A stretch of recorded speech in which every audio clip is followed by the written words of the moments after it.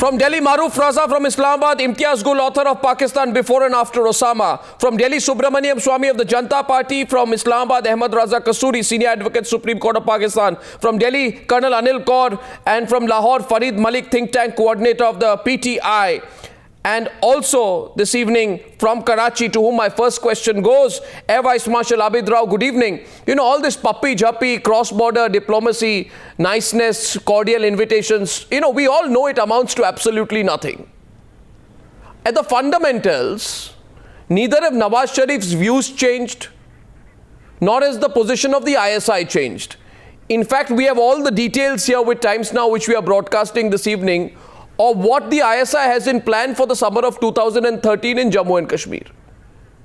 Given this backdrop, Air Vice Marshal, shouldn't we be practical and just call off this, you know, happy invitations being sent across the border in the aftermath of Sharif's victory?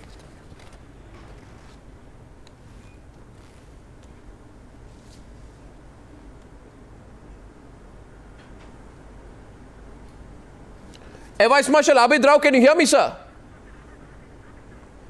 You're very intermittent, you know, the voice suddenly fades out. Okay, let me put that question to Maruf. I'll just open up. Maruf, what do you think? Should the Prime Minister reject the invite?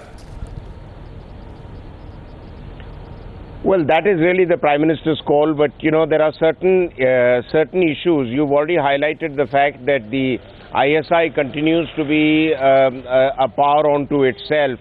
And I think before Mr. Sharif is able to rein in the military and the ISI, and an interesting news item caught my eye in the newspapers today, where it is said that Prime Minister designate Nawaz Sharif has asked the army for a free hand to deal with India, which means that even he acknowledges the fact that really the people who call the final shots on Indo-Pak relations are in Rawalpindi and not in Islamabad.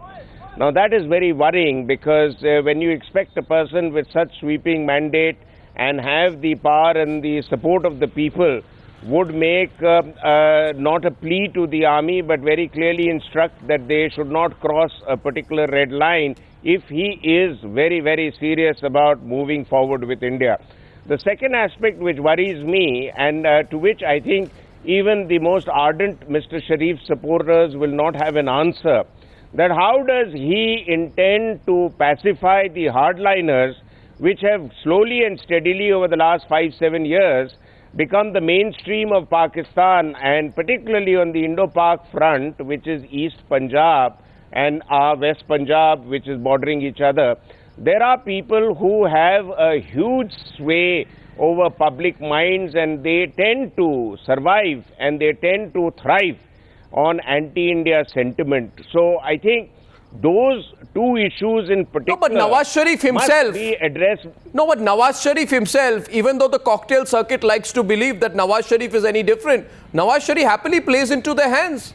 He's a practicing politician. He does business with these hardline groups.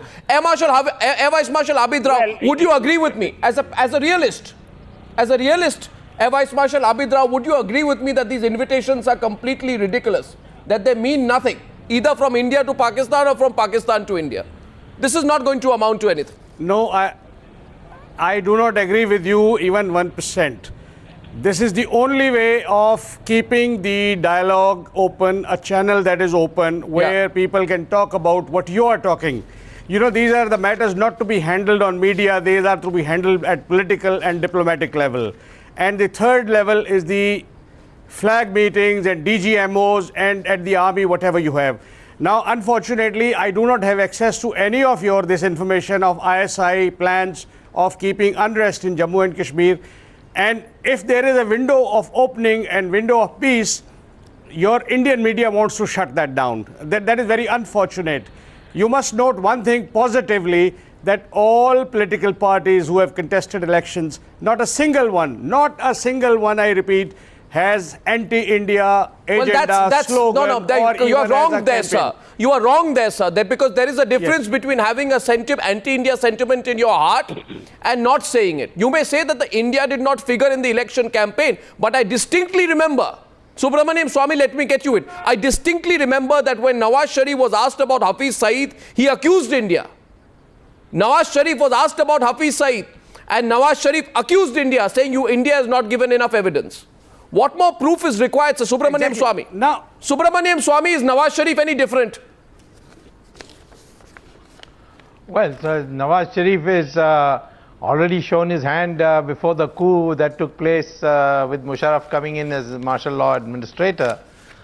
He's a hardcore supporter of the Jamaat-e-Islami, and he is in this election, he has been supported by hardcore fanatic elements. And we can't have the Prime Minister go all of a sudden to Pakistan without doing a background analysis. Some position papers have to be prepared. We know that in Pakistan there are about 5 different governments, and none of them listen to the other. One is Mr. Nawaz Sharif's government, which is not, by the way, a majority government yet. And then there is the ISI, there is the army, then there is the mullah, and then there is the Taliban. Now they all pull in different directions, except that most of the hardliners support Mr. Nawaz Sharif, and I don't think there can be any difference between Mr. Nawaz Sharif and any of these militant elements. So I think we have to move very cautiously, and I certainly would advise the Prime Minister, please don't go. Okay, though Nawaz Sharif says, I would like to start where I left in 1999. Mr. Kasuri and Farid Malik, most Indians would say that when Nawaz Sharif says, I want to go back where I started want to resume where I left it in 1999, it was 1999 was the year of the Kargil war. And Musharraf even now says, though there is a dispute over it, Musharraf even now says that the entire move on Kargil operations was cleared by Nawaz Sharif in January 1999. Though Nawaz Sharif wants to pretend he didn't know anything about Kargil. He wanted to tell the Indians and the Americans that. The fact is, Musharraf says he cleared it. So the last time there was this puppy jappi, Mr. Kasuri, we had Kargil after that. Well, so Indians have a very bitter memory of Nawaz Sharif. Your response? Well, regarding the Indo-Pakistan relation, let me be very frank with you that this was not a moot point in the electioneering. No political party discussed what would be the level of dialogue with India and what concession Pakistan can extend to India on a bilateral basis. Nothing was said about it. So in the ultimate analysis, this remained the pigeon of Foreign Office to determine the state policy as far as Indo-Pakistan relations are concerned. Now, Mr. Nawaz Sharif, who has extended invitation without even taking oath and not knowing that in last 12 years what has been the mode of thinking in the Foreign Office is thinking in a very naive manner. There you because statecrafts are not dealt in such a naive fashion that you extend invitation as if you are arranging a marriage of your son, you see. So these are a very serious matter and it needs consultation, a very deep consultation with the Foreign Office, because Foreign Office is the one which is equipped with all possible material. Sir, I think, sir, I think, of the day I think you, sir, Mr. Kasuri, and Nawaz Sharif, Mr. Kasuri, in the saddle, on the driving seat, having said that he has extended invitation to the Indian Prime Minister, that looks very nice. Mr. Kasuri, the fact of the matter is that we here at Times Now have moved on since 1999. But there is a cocktail circuit, you see, in your country and in our country. And that cocktail circuit wants to still believe that we can turn the clock back 14 years.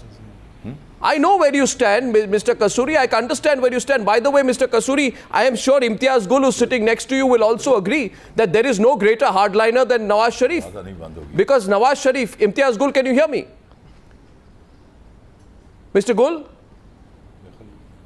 I don't think Mr. Gul can hear me, but isn't it a fact, Colonel Anil Kaul, isn't it a fact that Nawaz Sharif also accused India of a blame game on 26/11? On 26/11, his stated position on 26/11 is that India should stop the blame game, and the real culprits behind the Mumbai attacks were not supported by Pakistan. That's his real position, isn't it?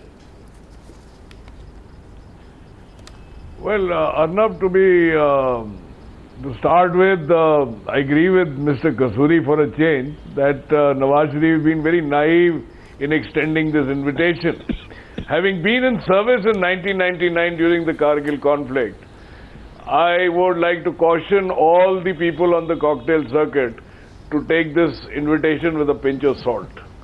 Let us see something happening on ground first before we start rushing to Islamabad or Rawalpindi and doing, as you say, puppy jappi. Firstly, my suggestion is close down the terror camps forthwith if you have the guts to do it. Secondly, send Hafiz Saeed back where he belongs. Number 3, extradite Dawood Ibrahim.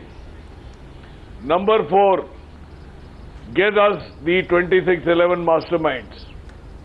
Then we talk about going across and making all the merriment that is being done on both sides of the border. That is my take on this. Well, there you are. So, Maruf, we go back to square one, don't we? You know, there is an invitation that is... Yes.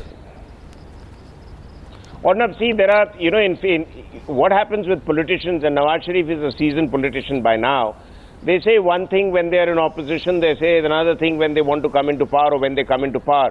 I mean, I kind of agree both with Mr. Kasuri and Colonel Kaul in particular, and I go back to the central point, the trust but verify.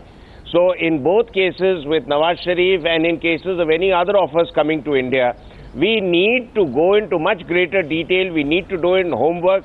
I think, you know, we shouldn't be jumping the gun so soon. Clearly, I mean, as you've alluded to that, though Nawaz Sharif by and large has extricated himself from responsibility for Kargil, and as General Shahid Aziz has come out with disclosures that it was Musharraf and his crony of 3 others, the CGS, GOC 10 Corps and GOC FCNA, who were really involved in that operation. But Nawaz Sharif, we have photographic evidence of Nawaz Sharif having gone to the Kargil location on the other side of the LOC in February 1999, and it was in February 1999 itself when Mr. Vajpayee went to Lahore. So it was not that he was completely out of the loop. The fact is, in his defense, the only thing that's come out is that he has a short attention span. So therefore, he didn't listen to very carefully the briefing of the army. That's what Musharraf. But why are some? Having said that, but why are some people trying to present this as a great season of hope in India-Pakistan relations? I mean, let me ask Mr. Gul, since he's written the book Before and After Osama. There are allegations, Mr. Gul. Mr. Gul. There are allegations that Nawaz Sharif had a close relationship with Osama bin Laden. And the very fact, you know, this information was further substantiated by an FBI agent, Jack Clunan. And there were reports at that point of time. Yeah, I think there were reports at that point of time that money was paid as protection money, which I'm sure you are aware of. That protection money was paid to ensure the safety of Al-Qaeda operatives inside Pakistan and to Islamize the state and society. What does that tell you, Mr. Gul? Yeah, Arnab, I think you are going into too much nitty-gritty. The person has yet to come into the office. He has signaled some goodwill towards India, basically reiterating what his party has also suggested and mentioned in the manifesto. I think what is important for both countries, particularly for a number of Indian intellectuals and also the media, they should not act as musketeers. They should not act as advisors to their government. Media on both sides should act as as a mirror, as a watchdog of the society rather than as an advisor. Now, having said that, I think having said that, I would say that politics is not static.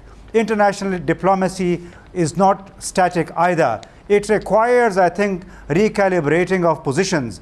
If you get stuck in what happened in 1999, what was the role of Nawaz Sharif, then we can't get anywhere. Well, neither should India have reciprocated to General Pervez Musharraf, who also visited India at the height of tension.